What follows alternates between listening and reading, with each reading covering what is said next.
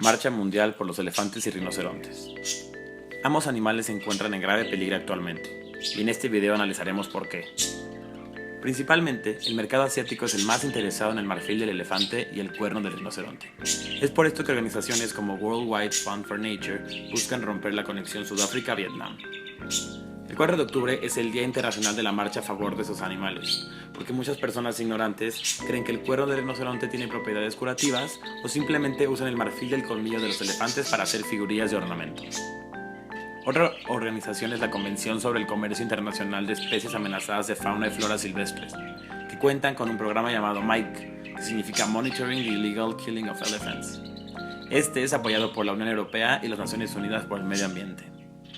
Otros métodos para recolectar fondos incluyen la elaboración de videos educativos como este, la venta de playeras y souvenirs, subastas de arte, dar educación ambiental a niños y adultos y dando a conocer a través de redes sociales imágenes como las siguientes.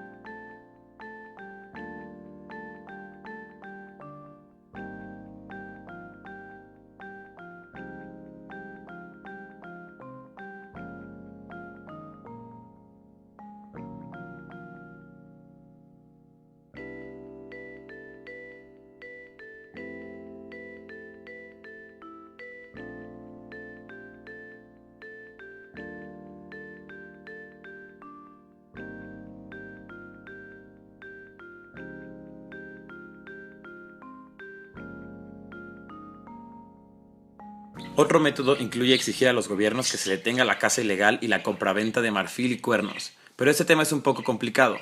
Por eso entrevistamos a 3 sudafricanos en Ciudad del Cabo para que nos platiquen qué está pasando en Sudáfrica. I'm Tara Osborne. I'm from Port Elizabeth, South Africa. A large part of the problem is not centered in Africa itself, but with Asia. That's where the demand comes from for ivory and for rhino horn.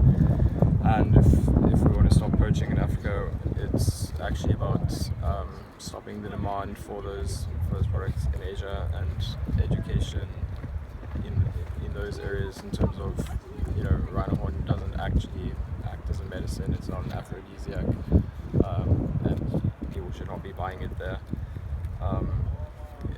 There's a lot of poverty in Africa and people are always going to take the easiest route to make money and to get by, and poaching is one of those. Legalization will then drive the price of rhino horn down dramatically. But it's important to remember that this doesn't make it legal to poach rhino horn, it just makes the sale of it legal. So when you legalize anything, you then take the power away from the black market. So the same with drugs, prostitution, sex work.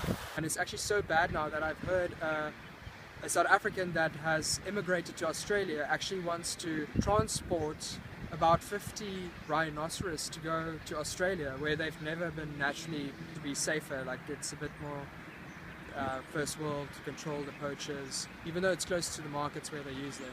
You have these massive mafia cartels who are, because it's such a lucrative business, they can make so much profit, and that's why we have the rhino horn problem.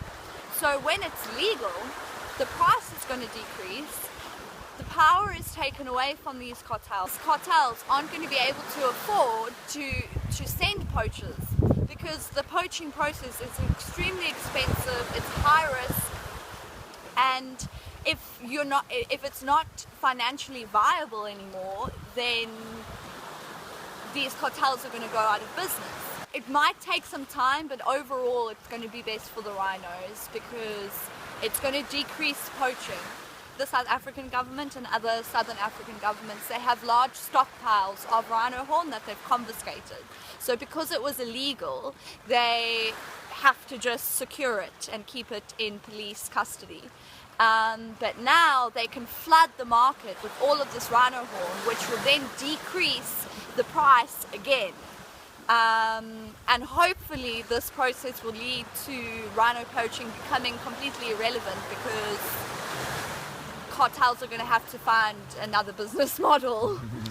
Conservationists might breed rhinos at a higher rate because of the illegality and stuff. It will increase the amount of people who are going to try and breed and make more rhinos.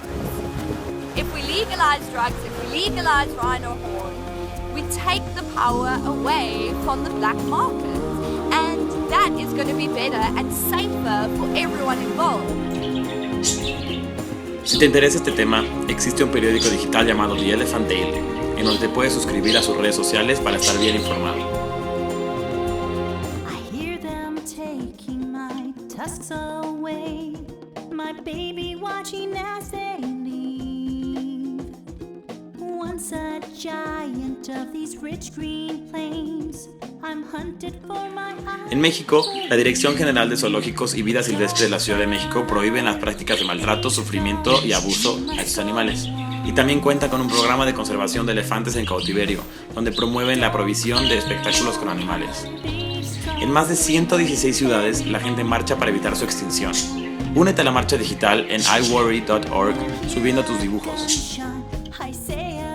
Ahora leamos algunas de las frases más icónicas alrededor de este tema.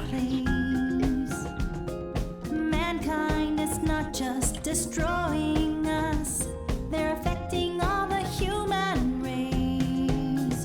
Don't cry, be strong, you must go on, must go on. Don't cry, be strong, we will carry on. I hear your cry, I'm sorry, baby, I won't be there for you. My horn and armor are not enough to stop what a bullet can do. Don't cry, be strong, you must go on, must go on.